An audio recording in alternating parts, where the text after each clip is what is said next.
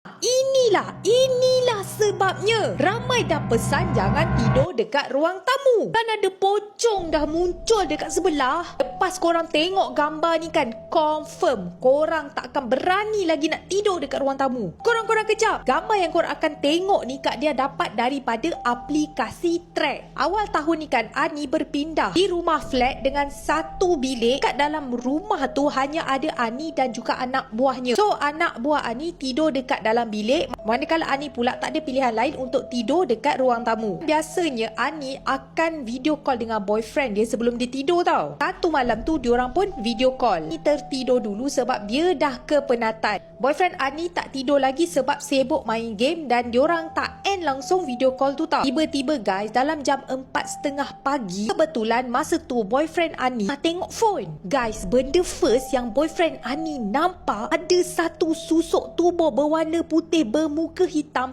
sedang tidur mengiring belakang Ani dan sedang menghadap telefon kan. Dalam 5 minit macam tu, benda tu hilang macam tu je guys. Boyfriend Ani sempat screenshot guys. Nak tengok tak? Tapi korang tanggung sendiri risiko dia Lepas ni confirm korang dah tak berani nak tidur dekat ruang tamu. Nah, aku bagi korang untuk tenung gambar ni lama-lama.